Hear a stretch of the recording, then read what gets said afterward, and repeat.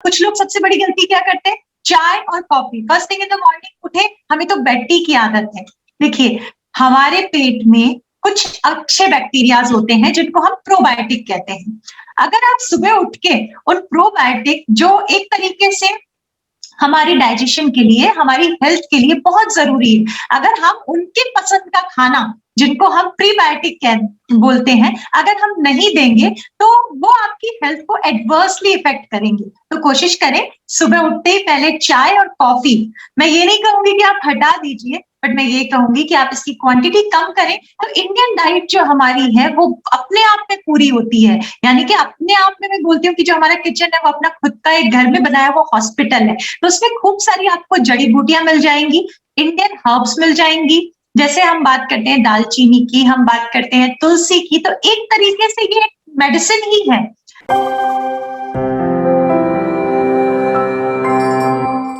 नमस्कार, मैं हूं दीदी वाजपेयी। आप सभी का स्वागत करती हूं दीर्घायु वफद हेल्थ मंत्रा में। आज हम एक ऐसे टॉपिक पर बात करने जा रहे हैं जो कि बहुत ही महत्वपूर्ण है। आजकल लोगों की दिनचर्या काफ़ी बदल चुकी है, वर्क फ्रॉम होम का कल्चर भी काफ़ी बढ़ गया है। ऐसे में हमें किस तरह के आहार का सेवन करना चाहिए, हमारी डाइट में क्या क्या शामिल होना चाहिए जिससे हमको भरपूर पोषण मिल सके। भरपूर पोषण के साथ साथ हमारा शरीर किस तरह से बीमारियों से लड़ने के लिए सक्षम बन सके, इन सभी तमाम जो जानकारी है इस पर आज हम लोग बात करेंगे। इस टॉपिक पर बात करने के लिए आज हमारे साथ जुड़ी हुई हैं जानी मानी न्यूट्रिशनिस्ट, स्तनपान सलाहकार और न्यूट्रीवेल इंडिया की संस्थापक डॉक्टर सुरभि जैन जी। सुरभि जी, आपका बहुत बहुत स्वागत है दीर्घायु वफद हेल्थ मंत्रा शो में। थैंक्स अ लॉट कि आपने मुझे यहाँ पे बुलाया और इतने इम्पोर्टेंट टॉपिक के बारे में हम आज बात करने वाले हैं। जी, बिल्कुल। हमारा जो प्रश्न का सिलसिला है वो हम स्टार्ट करते हैं। तो आप हमारे दर्शकों को ये बताइए कि जो हमारा जो शरीर है, वो किस तरह से बीमारियों को लड़ने के लिए सक्षम बना सकते हैं? यानी हम अपने शरीर को किस तरह बीमारियों से लड़ने के लिए सक्षम बना सकते हैं? इसके बारे में हमारे दर्शकों को बताइए। देखिए, जब से ये पैंडेमिक चल रहा है, तब से हम सब अपनी इम्यूनिटी को लेके, अपनी रोग प्रतिरोधक क्षमता को लेके बहुत ज्यादा अवेयर है और हम अपनी शरीर की क्षमता को इतना बढ़ाना चाहते हैं कि ये जो भी वायरल इन्फेक्शन है, बैक्टीरियल इन्फेक्शन है या किसी भी तरीके का कोई इन्फेक्शन है, उससे हम बच सकें। तो देखिए, जब हम बात करते हैं कि किस तरीके से ऑप्टिमम हेल्थ हो, यानी कि हम इन सब चीजों से बच पाए, तो कोई एक चीज यहाँ पे काम नहीं करती। आपने देखा होगा आजकल हर जगह immunity boosting drink, immunity boosting चीजें, हर चीज में आपको इम्यूनिटी बूस्टिंग का वर्ड नजर आएगा। तो इम्यूनिटी को बूस्ट करना कोई एक चीज से हम नहीं कर सकते। तो इसमें सिर्फ इकलौती आपकी डाइट बहुत जरूरी है, न्यूट्रिशन बहुत जरूरी है हमारी ग्रोथ के लिए, और साथ में हमारी इम्यूनिटी के लिए, हमारे इस क्षमता के लिए कि हम सब इस बैक्टीरियल इन्फेक्शन से, वायरल इन्फेक्शन से लड़ सकें। बट उसके साथ, उसके अलावा डाइट, न्यूट्रिशन, खान पान से अलावा दूसरी बहुत सी चीजें हैं, जैसे कि एक्सरसाइज। आपको बहुत जरूरी है कि आपका एक एक्सरसाइज का रेजिम हो। उसके बाद बहुत जरूरी है कि आपकी मेंटल एंड इमोशनल हेल्थ। बहुत फर्क पड़ता है अगर आप पॉजिटिव हैं, अगर आप अंडर स्ट्रेस नहीं है, अगर आप एंजाइटी नहीं लेते हैं, तो बहुत फर्क पड़ता है कि इन सब चीजों को आप बहुत अच्छी तरीके से फेस कर पाएंगे। तो ये कुछ चीजें हैं जो जरूरी है। और अब हम बात करते हैं न्यूट्रिशन के बारे में, हमारे खान पान के बारे में। खान पान इकलौती ऐसी चीज है जो कि हमें शक्ति तो देती ही देती है, साथ में हमारी बॉडी को सही तरीके से काम करने के लिए न्यूट्रिएंट्स देती है, पोषक पदार्थ देती है। तो हमारा खाना जो है वो बिल्कुल बैलेंस होना चाहिए। उसमें सारी चीजें, जैसे मैक्रो न्यूट्रिएंट जिनकी जरूरत हमें ज्यादा मात्रा में पड़ती है, जैसे प्रोटीन है, फैट है, कार्बोहाइड्रेट है, और माइक्रो न्यूट्रिएंट, मिनरल्स, वाइटामिन्स, जो कि हमें कम मात्रा में, ट्रेस एलिमेंट्स की तरह जिनकी जरूरत पड़ती है। तो हमारा खाना पूरा होना चाहिए, तो हम इन सब तरीके के इन्फेक्शन से बहुत अच्छी तरीके से लड़ पाएंगे। और इन सब में एक नया अध्याय जुड़ गया है, वो है सोशल डिस्टेंसिंग का। तो बहुत जरूरी है कि हमें इस वायरस के संपर्क में हम कम से कम आए, हम अपना ध्यान रखें, और साथ में सोशल डिस्टेंसिंग है, बार बार अपने हाथ को धोना है, मास्क पहनना है, इन सब चीजों को फॉलो करना बहुत जरूरी है। बिल्कुल। तो जैसा कि आप विटामिन्स के बारे में बता रही थी, तो हमें कई तरह के विटामिन्स और मिनरल्स के बारे में हम सुनते हैं, लेकिन ये हमारे शरीर में किस तरह काम करते हैं, इसके बारे में आप हमको विस्तार से बताइए? देखिए, बहुत ही अच्छा क्वेश्चन है। अलग-अलग चीज़ें लोग अलग-अलग बात करते हैं कि ये विटामिन्स, वो मिनरल्स ज़रूरी है, इम्यूनिटी बूस्ट करते हैं। तो जब हम विटामिन्स और मिनरल्स की बात करते हैं, तो इसको आप इस तरीके से समझ सकते हैं, जैसे मैंने अभी आपको बताया कि ये माइक्रो न्यूट्रिएंट्स हैं, बट बहुत कम मात्रा में भले ही हमें चाहिए होते हैं, बट हमारी बॉडी के हर फंक्शन, हर मेटाबॉलिक फंक्शन के अंदर आप खड़े हैं, आप चल रहे हैं, आप सो रहे हैं, आप चाहे कुछ भी कर रहे हैं, तो ये बिल्कुल शांत भाव से हमारे साथ रहते हैं और हमारी बॉडी के सारे फंक्शन, आप खाना खाते हो तो आपको उसको पचाने के लिए, उसमें एनर्जी को मिलने के लिए हमें विटामिन्स एंड मिनरल्स की जरूरत है। विटामिन्स अलग-अलग तरीके के होते हैं, जैसे कुछ वाटर सॉल्युबल होते हैं, कुछ फैट सॉल्युबल होते हैं, जैसे ए, डी के विटामिन्स, तो अलग-अलग काम है। खाना खाएंगे तो उसको पचाने में इसका काम होगा, एंजाइम की तरह काम करते हैं। आपकी बॉडी सही तरीके से काम करती है, उसमें हार्मोन्स की जरूरत होती है, तो हार्मोन्स के अंदर भी इसका रोल होता है। मेटाबॉलिज्म, आप किस किस तरीके से आपको आपका मेटाबॉलिज्म किस तरीके से चलता है, उसके अंदर आपको इसकी जरूरत होती है। और जो हम खाना खाते हैं उसके अंदर आपके न्यूट्रिएंट्स यानी कि प्रोटीन अच्छी तरीके से एब्जॉर्ब हो जाए, कार्बोहाइड्रेट अच्छी तरीके से एब्जॉर्ब हो जाए, उसके अंदर ये बहुत इंपॉर्टेंट रोल प्ले करते हैं। ब्लड के अंदर इसकी जरूरत है। तो एक तरीके से पूरे शरीर के सही तरीके से काम करने के लिए हमें विटामिन्स एंड मिनरल्स की जरूरत पड़ती है। अगर हम इस पे बात करने लग जाए तो दिन निकल जाएंगे, इतना लंबा टॉपिक है क्योंकि इसके इतने सारे फायदे हैं। इसके बिना हम एक जिसको बोल सकते हैं एक हेल्दी लाइफ जी ही नहीं सकते। इतने अलग अलग तरीके के इतने सारे विटामिन्स एंड मिनरल्स हैं जिनकी हमें जरूरत होती है। बट बहुत सिंपल चीज है इसको ध्यान में रखने की कि आप कैसे उसको अपने डेली जो आपकी दिनचर्या है उसमें शामिल कर सकते हैं। तो इंडियन डाइट जो हमारी है वो अपने आप में पूरी होती है, यानी कि अपने आप में मैं बोलती हूँ कि जो हमारा किचन है वो अपना खुद का एक घर में बनाया हुआ हॉस्पिटल है। तो उसमें खूब सारी आपको जड़ी बूटियां मिल जाएंगी, इंडियन हर्ब्स मिल जाएंगी। जैसे हम बात करते हैं दालचीनी की, हम बात करते हैं तुलसी की, तो एक तरीके से ये मेडिसिन ही है। तो इन सब चीजों के साथ और साथ में एक घर का बनाया हुआ बैलेंस्ड खाना जो होता है, जो हमारा इंडियन मील होता है, वो अपने आप में पूरा है। अगर आप एक प्रॉपर घर में बनाया हुआ खाना खाते हैं और बाहर की चीजों को अवॉइड करते हैं, फास्ट फूड, जंक फूड से आप दूर रहते हैं, तो अपने आप ये सारे विटामिन्स एंड मिनरल्स आपको मिल जाते हैं। जैसे कि आपने बताया कि जो दिनचर्या में हमें शामिल करना चाहिए, तो आप हमें खाली इतना एक्सप्लेन करिए कि दिनचर्या के खाने में हमें क्या-क्या शामिल करना चाहिए खाने में, जिससे हमें हमारे शरीर में विटामिन्स और मिनरल्स की मात्रा पूरी हो सके? देखिए, अब बिल्कुल सही बात है। जब मैंने ये बात करी तो दूसरा क्वेश्चन यही आता है कि हम बहुत अलग-अलग चीज़ें इन्फॉर्मेशन अवेलेबल होती है इंटरनेट पे और हम कन्फ्यूज़ हो जाते हैं। तो बहुत सिंपल है, चीज़ों को हमें बहुत ज़्यादा कॉम्प्लिकेट नहीं करना है। बहुत ही सिंपल तरीके से जब हम अपने मॉर्निंग में उठने की बात करते हैं, तो मैं आपको छोटे-छोटे टिप्स देती हूँ, वो सबके लिए बहुत सहायक होंगे। देखिए, तो जैसे ही आप उठते हैं, कोशिश करें कि आप मॉर्निंग में उठने के बाद 1 से 1.5 लीटर पानी का इंटेक करें। ऐसा क्यों ज़रूरी है? हम सब चीज़ों की बात कर लेंगे, हम अलग-अलग मैक्रो न्यूट्रिएंट्स, माइक्रो न्यूट्रिएंट की बात कर लेंगे, बट जो चीज़ हमें आसानी से मिलती है, जैसे पानी, उसके बारे में हम बहुत ज़्यादा उस पे ध्यान नहीं देंगे। ज़्यादातर लोग उतना पानी नहीं पीते जितना कि उनको ज़रूरत है। मैं जनरली रिकमेंड करती हूँ कि आपको 3 से 4 लीटर पानी एडल्ट मेल एंड फीमेल को पीना चाहिए। उसका रीज़न क्या है?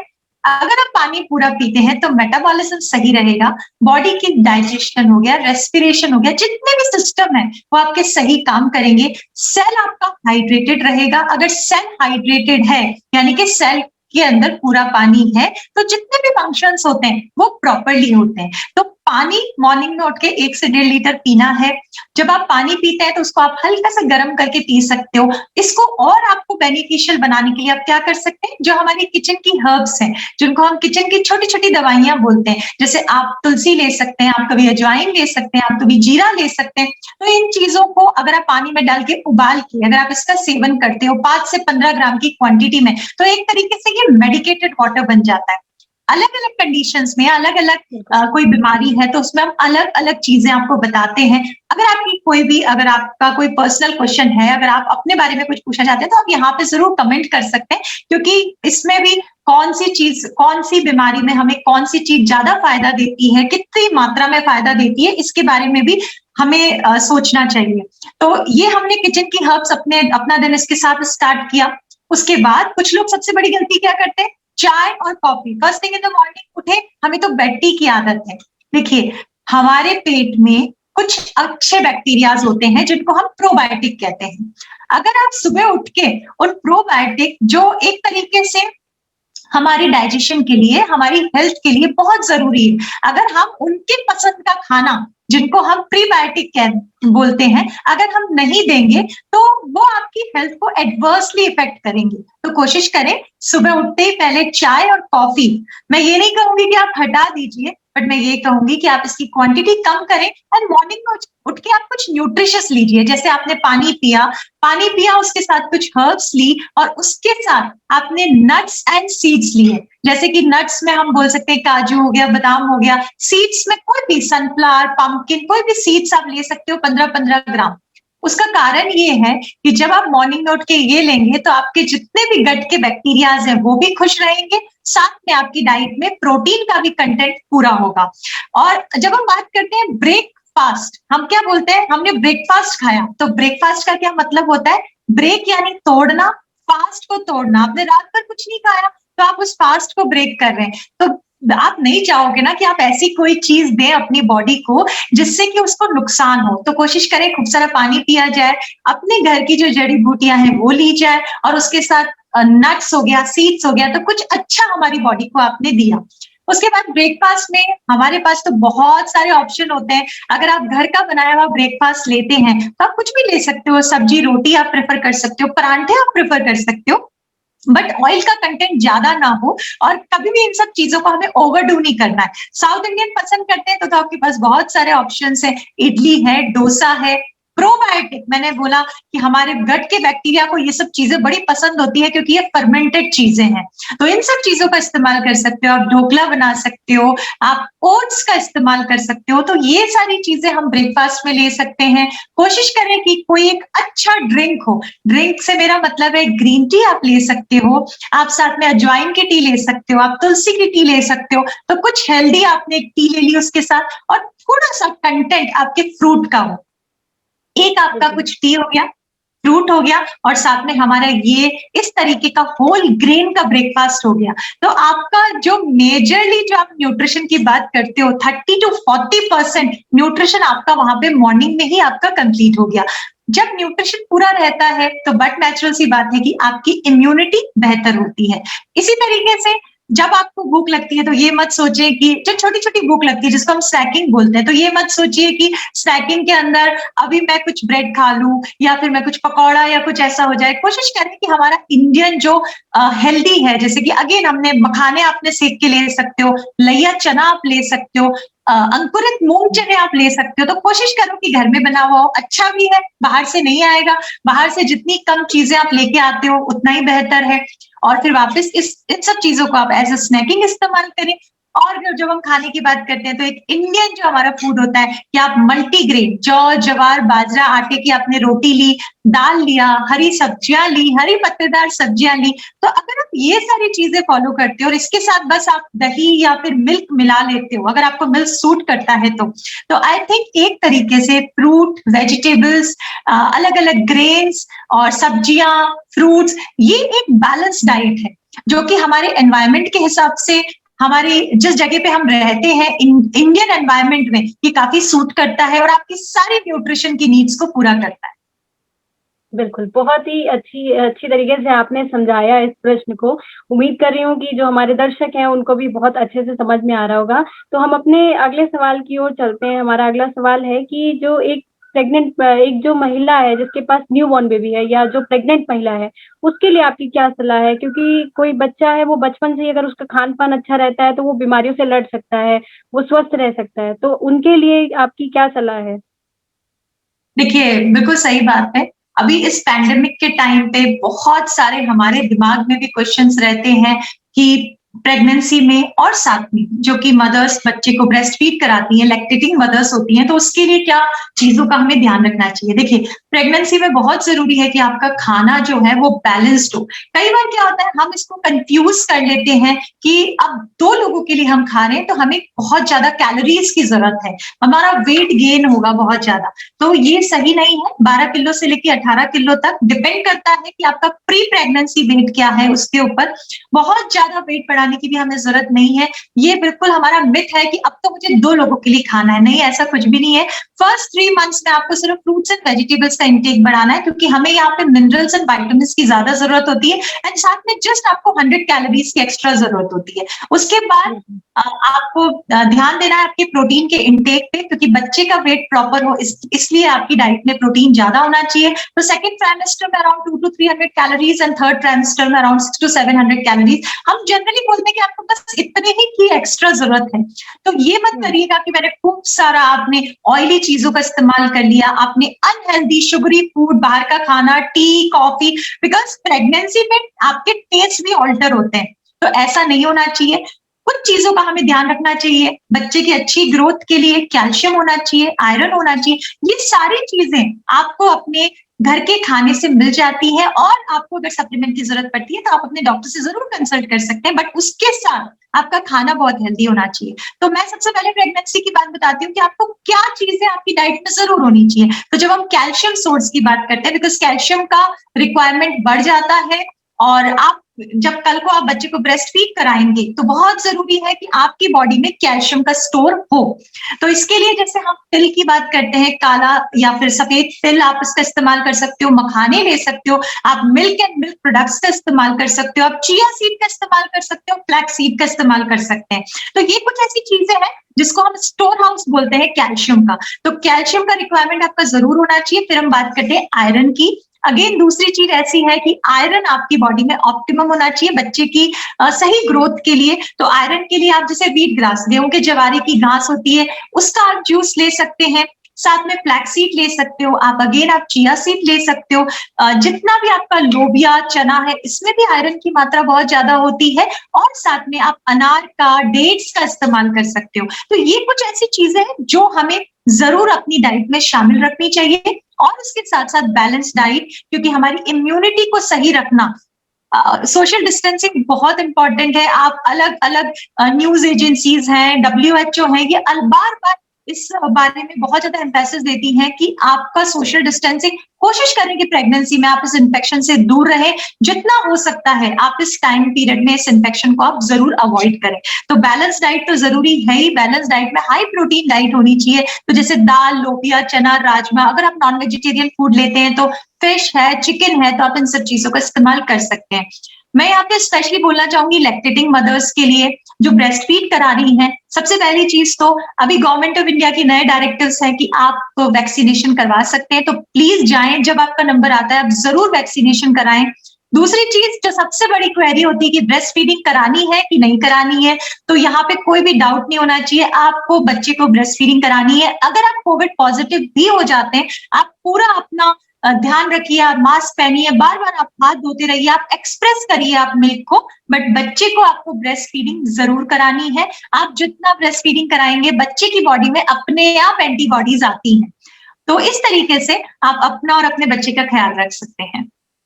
बिल्कुल, बहुत ही शुक्रिया। एक प्रश्न और मैं करना चाहती हूँ कि जो बच्चे हैं आजकल वो घर पे ज़्यादा रहते हैं, तो उनका खान-पान किस तरह से मैनेज करना चाहिए अपनी माँओं को? बिल्कुल सही बात है। अब मैं जब भी हमारे सेशन होते हैं ये क्वेश्चन जरूर आता है कि बच्चे घर पे हैं और घर में ये कुछ दिस इज न्यू नॉर्मल, कोई नई चीज है ये। बच्चों ने इस तरीके से, पहले होता था कि हम बच्चों का स्क्रीन टाइम को हम कम करते थे, आधा घंटा 1 घंटे का स्क्रीन टाइम होता था। अब हम कुछ कर नहीं सकते क्योंकि बच्चे ऑनलाइन क्लासेस में हैं और उनको ऑनलाइन क्लासेस में वो उनकी क्लासेस भी चलेगी जो कि लंबे पीरियड तक होती है, और उसके बाद उनको होमवर्क भी करना है। और हम चाह के भी बच्चों की जो फिजिकल एक्टिविटी है, बिकॉज सोशल डिस्टेंसिंग है, हम बच्चों को बाहर नहीं जाने दे रहे, तो उनकी जो एक्सरसाइज है वो भी यहाँ पे हैम्पर हो रही है। फिजिकल हेल्थ बच्चा अगर इतने टाइम तक स्क्रीन टाइम उसका बढ़ेगा तो इमोशनल हेल्थ, मेंटल हेल्थ, इस पे हमें स्पेशली ध्यान देने की जरूरत है। तो कुछ डाइटरी टिप्स जो हम यहाँ पे यहाँ पे ध्यान दे सकते हैं। सबसे पहली चीज तो बच्चों का जो खाना है आप इस तरीके से करें कि बच्चों का खाना बहुत ही न्यूट्रिटिव हो, उसमें सारे जो हमने बात करी कि प्रोटीन रिच होना चाहिए, क्योंकि ग्रोथ की एज है तो प्रोटीन में कॉम्प्रोमाइज ना हो। बहुत ज्यादा हम बाहर से कोई चीजों को नहीं मंगवा रहे हैं, तो I think this is a positive sign कि घर में जो चीजें बन सकती हैं। ऐसा नहीं है कि घर में जैसे आपने अगर बच्चे को आप एग देते हो, आप मिल्क एंड मिल्क प्रोडक्ट्स देते हो, आप लोबिया, चना, राजमा, इन सब चीजों को बना के देते हैं तो प्रोटीन का रिक्वायरमेंट बच्चों का पूरा होता है। उसके बाद बिकॉज उनका स्क्रीन टाइम बहुत ज्यादा है तो बहुत जरूरी है उनका आईज का ध्यान रखना। तो कोशिश करें कि vitamin E containing food items जैसे कि गाजर हो गया, अलग अलग कलर्स के फूड आइटम्स जैसे होते हैं, जैसे ग्रीन लीफी वेजिटेबल्स हो गया, बेल पेपर्स हो गए, अनियंस हो गए, तो ये बच्चों की डाइट में जरूर हो। बच्चों का डाइट हमेशा क्रिएटिव होना चाहिए। अगर हमें कोई समझाता है कि ये हेल्दी है आप खाएं तो हम जरूर उस पर अमल करते हैं, बट बच्चों के केस में आपका विजुअल अपील कैसा है, खाना देखने में कैसा है, वो बहुत जरूरी है। और ये मदर्स का चैलेंज होता है कि आप किस तरीके से उस खाने को हेल्दी एंड टेस्टी बना सकते हैं। तो कोशिश करें कि ये सारी चीजें आप बच्चों के खाने में जरूर शामिल करें।